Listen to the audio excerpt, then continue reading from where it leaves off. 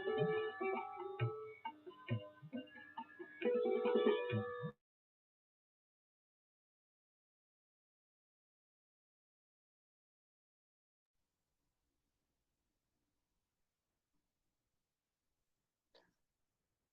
को नमस्कार और वेलनेस चौपाल के इस मंच से आज मैं अंशु हर्ष आपके लिए एक और नई किताब के बारे में चर्चा करूंगी और एक नए परिदृश्य को आपके सामने लाके रखूंगी। ये किताब है महाभारत के हनुमान, जिसे लिखा है मैंने स्वयं ने।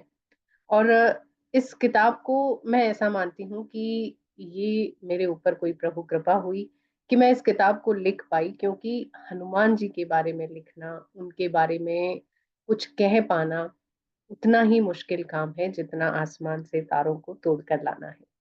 तो ये किताब महज एक किताब नहीं है, ये मेरी श्रद्धा है, मेरी आस्था है, मेरा विश्वास है। और पिछले साल मैंने हनुमान जन्मोत्सव के दिन इस किताब को लॉन्च किया था, और क्योंकि मेरा ऐसा मानना था कि मैं ईश्वर को कुछ उपहार देना चाहती हूँ, तो मैं क्या उपहार दूं जब हम सभी ये मानते हैं, हम बहुत सारे भजन भी ऐसे गाते हैं कि सब कुछ तो उन तुम्हारा ही दिया हुआ है, तुमसे ही लिया हुआ है, तो फिर मैं ऐसा क्या दूं कि जिसे मैं उपहार स्वरूप तुम्हें दे सकूं। तब मेरी आस्था ने, मेरी श्रद्धा ने मुझे प्रेरित किया कि मैं ये महाभारत के हनुमान किताब लिखूं। और यकीन मानिए, इस किताब को जब मैंने लिखना शुरू किया, जब मेरे मन में ये भाव आया, तो मैंने सबसे पहले हनुमान जी से ही प्रार्थना की कि मैं ये किताब लिखना चाहती हूँ, क्योंकि उनकी अनुमति के बिना, उनकी कृपा के बिना और उनकी आज्ञा के बिना ये काम नहीं होता, इस बात को मैं जानती थी। तो जब मैंने लिखना शुरू किया, उनकी आज्ञा ली, और इस तरह से उन्होंने मुझे सहायता की इस किताब को लिखने में, क्योंकि ये एक रिसर्च वर्क था।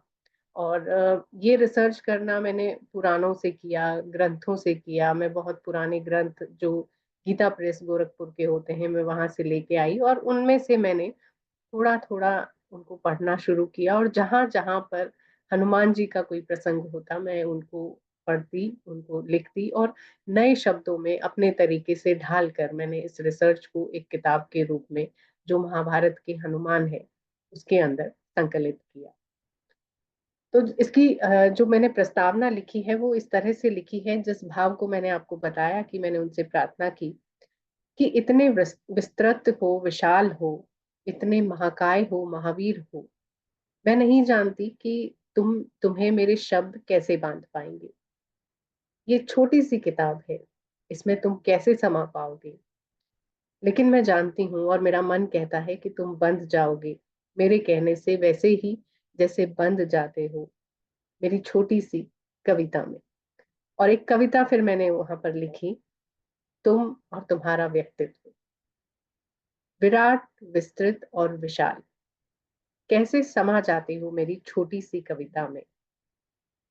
समंदर जैसी शख्सियत है तुम्हारी, लेकिन मेरे प्रेम के बस धारण कर लेते हो वो सुरसा युद्ध वाला रूप, और समा जाते हो मेरी छोटी सी कविता में। सुरसा युद्ध वाला रूप तो आप सभी को याद होगा कि जब सुरसा अपना मुंह बड़ा करती तो हनुमान जी छोटे हो जाते, और जब सुरसा अपना मुंह छोटा करती तो हनुमान जी बड़े हो जाते। यानी कि उनकी जो उस वक्त की जैसी घटना थी, उस वक्त का जैसा दृश्य था, उसके अनुरूप उन्होंने उनके डिसीजंस होते थे। और ये हनुमान जी से हम यहाँ पर सीख भी सकते हैं कि डिसीजन मेकिंग उस वक्त कैसी होनी चाहिए जब आपके सामने कुछ घटित हो रहा हो, आपका किस तरह से उस घटना को लेके प्रेजेंटेशन होना चाहिए। तो ये सारी चीजें हम हनुमान जी से सीख सकते हैं। फिर उसके बाद इस किताब को लिखने की जो प्रेरणा है वो मेरी जिज्ञासा थी, क्योंकि मैं हनुमान जी को मन से मानती हूँ, श्रद्धा से मानती हूँ, एक इष्ट देव के रूप में मानती हूँ, और मुझे लगता था कि मैं ज्यादा से ज्यादा उनके बारे में जानूं। तो उस जानने के लिए, उस पहचानने के लिए मैंने ग्रंथ पढ़े, और ग्रंथों में से महाभारत के दौर के हनुमान को मैं ढूंढ कर ला पाई। फिर हम आगे जब इस किताब में बढ़ते हैं, तो पेज नंबर 21 पर मैं आपको सीधा लिए चलूंगी, क्योंकि वहां पर कलयुग के हनुमान की बात लिखी है मैंने। कलयुग के हनुमान के लिए हम एक ऐसा कहना है एक श्लोक भी बहुत प्रचलित है, आप सभी ने सुना भी होगा कि अश्वत्थामा बलि व्यासो हनुमान और विभीषण कृपा परशुरामश्च सप्तमेव चिरंजीवी। इस श्लोक का जो अर्थ है वो ये है कि अश्वत्थामा, बलि, व्यास जी, हनुमान, विभीषण, कृपाचार्य और परशुराम, ये जो 7 जने हैं, ये 7 जो योगी हुए हैं, ये कलयुग में भी प्रकट है। ये चिरंजीवी हैं और हमेशा रहेंगे। और ऐसा माना जाता है, पुराणों में ऐसा लिखा है कि जब कलयुग में कल की अवतार होगा, तब ये सातों उस अवतार के आसपास रहेंगे और जो भी उनकी सहायता के लिए कार्य होंगे, जैसे कृष्ण के लिए किया गया, राम के लिए किया गया, वैसे ही कल की अवतार के लिए ये 7 चिरंजीवी कार्य करेंगे। तो इस तरह से कलयुग में प्राकट्य देव हनुमान जी को माना जाता है। और बहुत सारे अनुभव आप सुनते होंगे, अपने आसपास के लोगों से सुनते होंगे, अपने जो स्पिरिचुअल लीडर्स हैं, स्पिरिचुअल गुरुज हैं, वो भी आपको बताते होंगे कि हनुमान जी इस कलयुग में सबसे जल्दी मान जाने वाले देवता हैं और सबसे जल्दी इस बात का एहसास कराने वाले देवता हैं कि वो आपका साथ देते हैं और आपके आसपास ही रहते हैं। फिर हम चलते हैं पेज नंबर 22 पर, जहां पर ये हनुमान जी की हमने बात की, और फिर हम जाएंगे पेज नंबर 27 पर। 27 पेज नंबर पर हनुमान जी के स्वरूप की बात है। और बड़ा इंटरेस्टिंग स्वरूप मुझे लगता है कि हनुमान जी का स्वरूप जो हम देखते हैं, सिंदूर का चोला चढ़ा हुआ देखते हैं, और एक हम देखते हैं काले हनुमान जी का स्वरूप। तो सिंदूर का चोला जो चढ़ता है उसकी कथा बहुत प्रचलित है और आप सभी ने सुनी होगी कि एक बार जब माता सीता अपने सर पे, अपनी मांग में सिंदूर भर रही थी, तो हनुमान जी ने उनसे पूछा कि माँ, ये सिंदूर आप क्यों लगाती हैं? तब माँ सीता ने कहा कि मैं श्री राम से बहुत प्रेम करती हूँ और वो अमर हो, उन दीर्घायु हो, इसी के लिए मैं ये सिंदूर लगाती हूँ। तो हनुमान जी ने सोचा कि अगर ये इतना सा सिंदूर लगाने से प्रभु राम अमर होंगे, दीर्घायु होंगे, और प्रेम तो मैं भी उनसे बहुत करता हूँ, तो उन्होंने सिंदूर लेकर अपने पूरे ही शरीर पे लगा लिया और अपना प्रेम भाव, अपना समर्पण भाव उस वक्त उन्होंने सीता जी को दिखाया। और आज भी हम देखते हैं कि मंगल और शनि के दिन जो भक्त होते हैं, जो मंदिरों में चोला चढ़ाते हैं हनुमान जी को, तो मानते हैं कि हमारी पूजा उससे पूर्ण होती है। तो ये उस केसरिया चोले का स्वरूप मैंने आपको बताया। और एक स्वरूप है काले हनुमान जी का स्वरूप।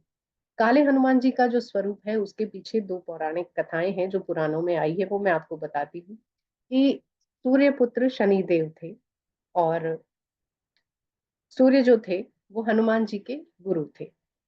तो एक बार हनुमान जी ने सूर्य देव को कहा कि आप मेरे गुरु हैं और मैं आपको गुरु दक्षिणा में कुछ देना चाहता हूँ।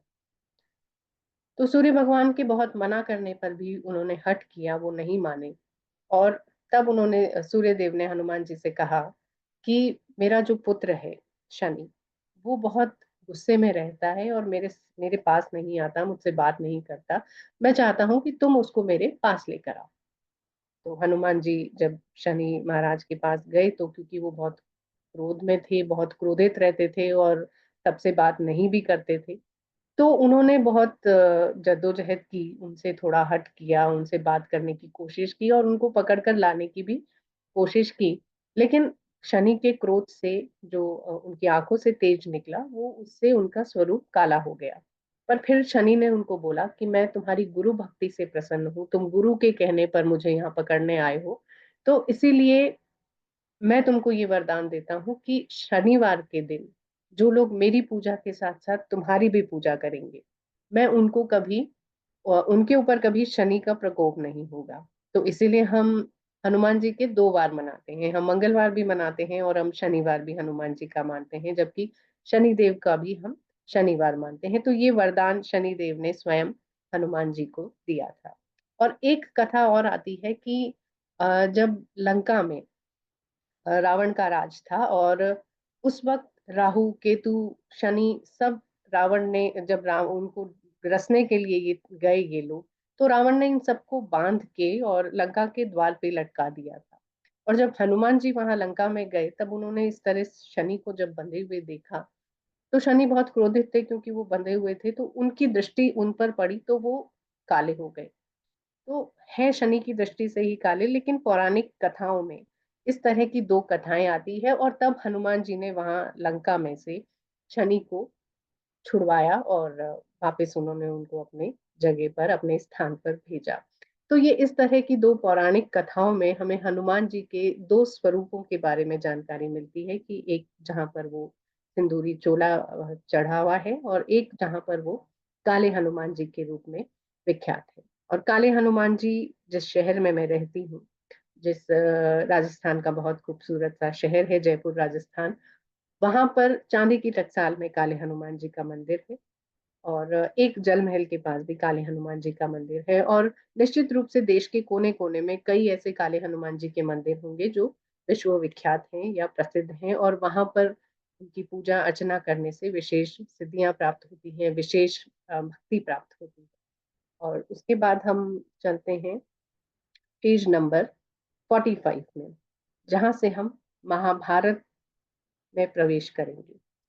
तो महाभारत में प्रवेश करना हम सभी को एक बड़ा वैसा लगता है कि हमने हमेशा जय सिया राम करते हुए हनुमान जी को देखा है, तो ये महाभारत में हनुमान कैसे आ गए? तो ये हनुमान जी ने स्वयं श्री राम से कहा था, और राम का भी वरदान था उनको, कि जब तक इस लोक, ये पृथ्वी लोक में, या जब तक राम कथाएं रहेंगी, तब तक उनको सुनने के लिए हनुमान जी की उपस्थिति रहेगी। तो हर दौर में, हर लोक में, हर युग में, जब जब ईश्वर का अवतार हुआ है, तब तब हनुमान जी उनके सहायक बने हैं। तो इसी तरह महाभारत में भी हनुमान जी श्री राम के अवतारी श्री कृष्ण के साथ आपको उपस्थित मिलेंगे। पहली कहानी जो मैंने लिखी है इसमें, वो है भीम का अहंकार। ईश्वर को एक तो अहंकार पसंद नहीं होता। हम जैसे कहते हैं ना, ईगो स्टिक हो जाना, हम ईगो स्टिक हो जाते हैं, हमें अहंकार आ जाता है, मैंने किया, मेरे कारण हुआ, कुछ इस तरह की चीज मैं कर सकता हूँ। तो इस तरह का अहंकार ईश्वर को बिल्कुल भी पसंद नहीं होता है। हमेशा ईश्वर जब भी देखेंगे कि हम मंदिर जाते हैं, हम चप्पल खोल के जाते हैं, हम सिर झुकाते हैं, तो ये सारी चीजें इस बात का प्रतीक है कि हम अपने अहंकार को, अपने ईगो को, हम झुकना सिखा, वहां पर हमें झुकना आता है, हम झुकना सीखते हैं। तभी ईश्वर हमको कबूल कर पाते हैं, तभी ईश्वर हमको अपने साथ में ले पाते हैं। तो जो भीम को अहंकार हुआ था, वो इस बात का हुआ था, मैं आपको पढ़कर सुनाती हूँ। एक दिन वन में एक बहुत ही तीखी सी किसी पुष्प की सुगंध आ रही। तो द्रौपदी ने बोला भीम को कि मुझे ये खुशबू जो जिस फूल की आ रही है, मुझे ये फूल चाहिए। लेकिन वो फूल कहीं नजर नहीं आ रहा था। तो ऐसे में द्रौपदी ने भीम से जिद करी और उसे दिशा बताई कि मुझे इस दिशा से खुशबू आ रही है। तो भीम पुष्प लेने के लिए उसी दिशा में जाने लगे।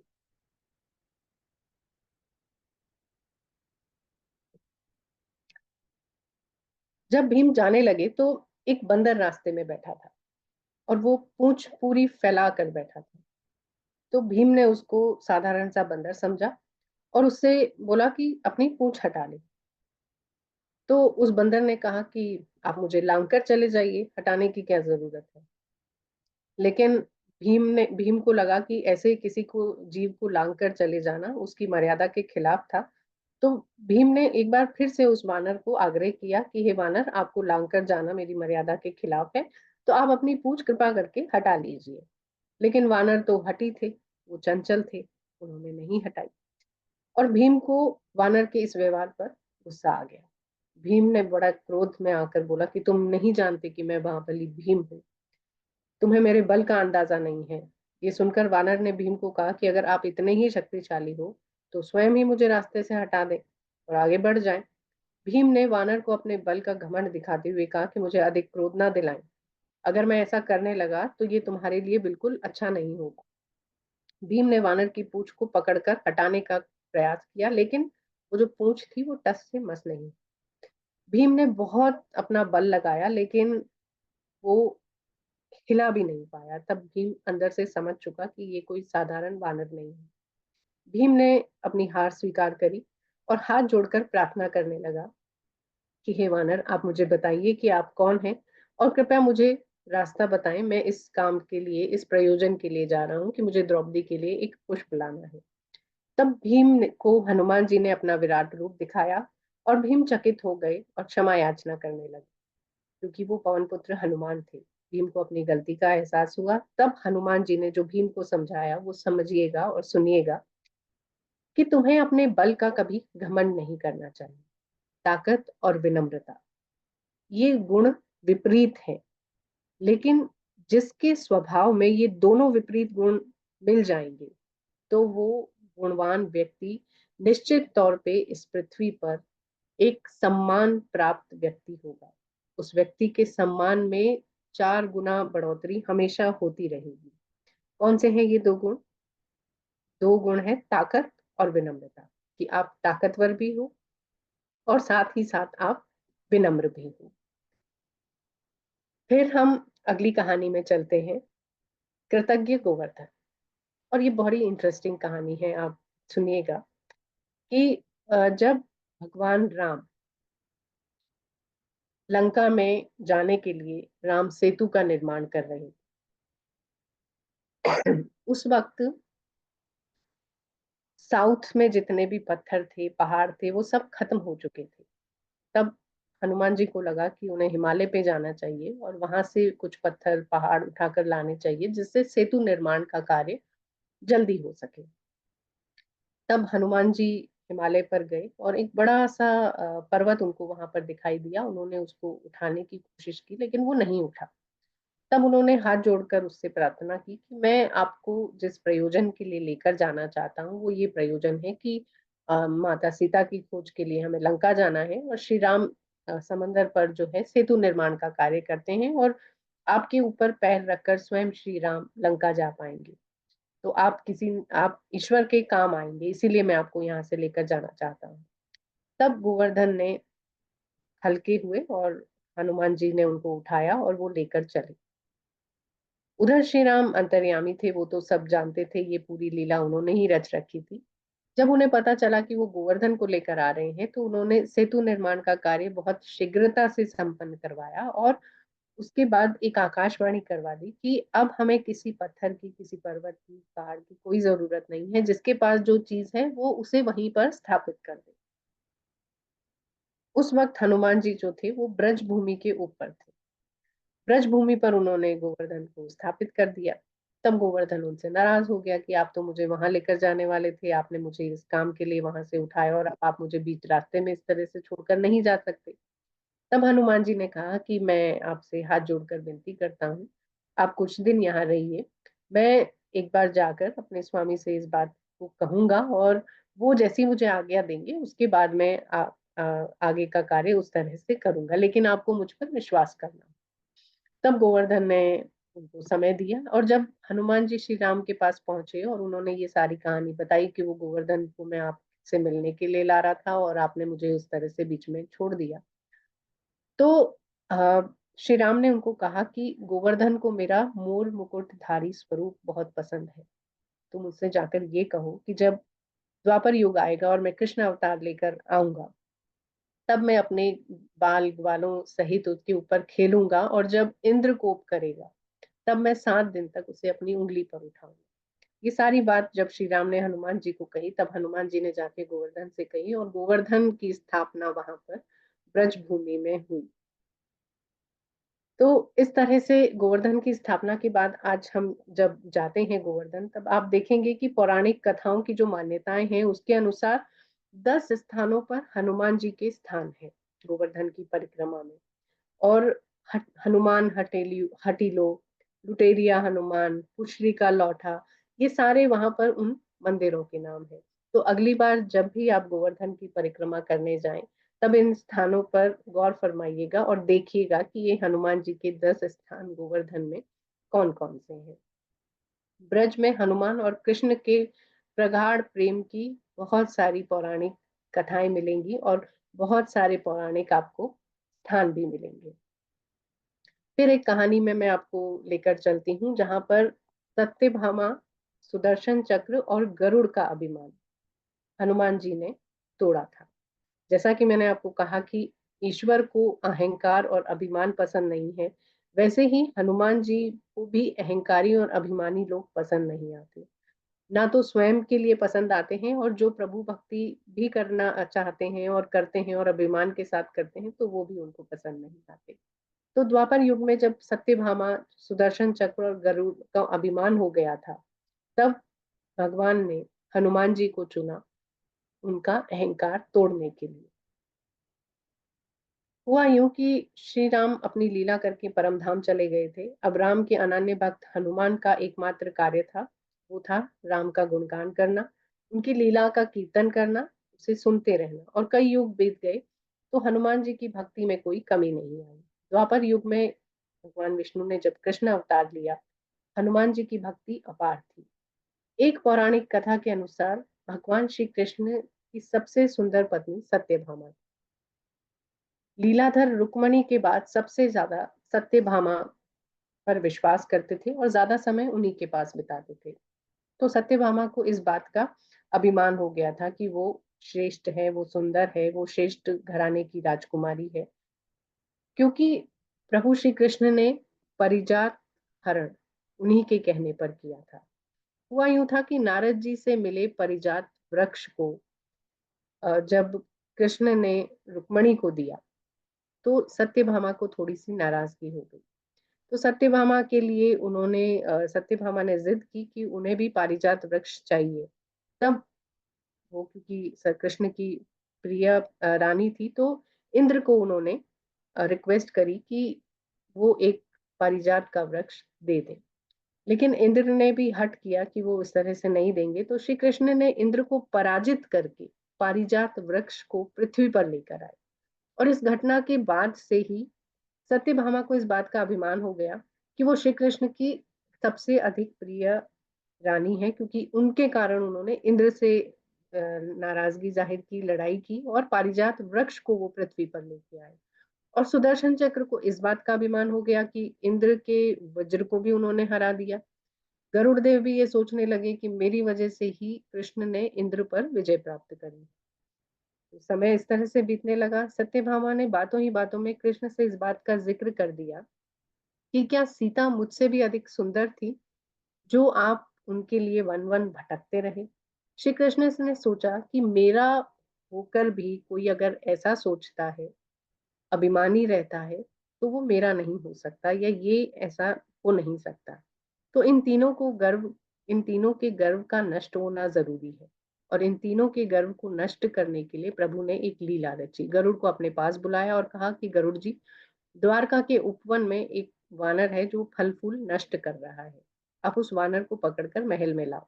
अगर आप अकेले नहीं जा सकते तो सेना को साथ ले जाना। लीलाधर ने सत्यभामा को कहा कि सीता का रूप धारण कर लो, हनुमान आ रहा है।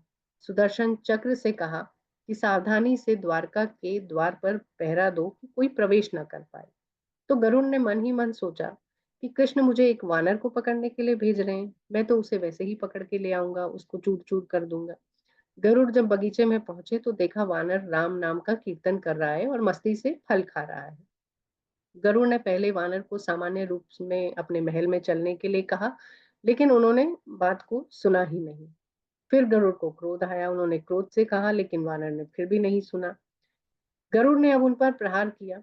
तो वानर रूप हनुमान जी गरुड़ को एक छोटा सा पक्षी समझकर उससे खेलने लगे। हनुमान जी ने अपनी पूंछ में उनको लपेट लिया। तो गरुड़ जी छटपटाने लगे। मुझे श्री कृष्ण ने भेजा है, उन्हीं के कहने पर मैं तुम्हें लेने आया हूँ, गरुड़ जी ने ऐसा कहा। तो हनुमान जी ने यह सुनकर गरुड़ जी को तुरंत छोड़ दिया और कहा कि मैं श्री राम का दास हूँ, फिर मैं कृष्ण के पास क्यों जाऊं। तो हनुमान जी तो इन सारी प्रभु लीला को जानते थे, पर अभी तक गरुड़ जी अभिमान में ही थे। अहंकार आंखों पर पट्टी बांध देता है। यहाँ गरुड़ जी की भी यही स्थिति थी।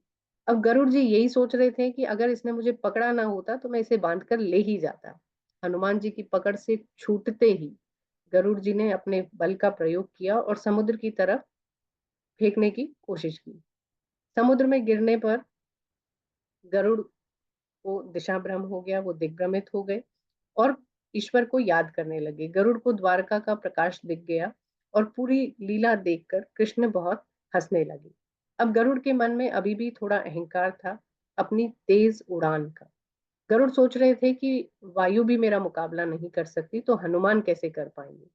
अब हनुमान से मन ही मन गरुड़ भयभीत तो हो गए थे और वो कृष्ण के पास गए और सारी बात बता दी।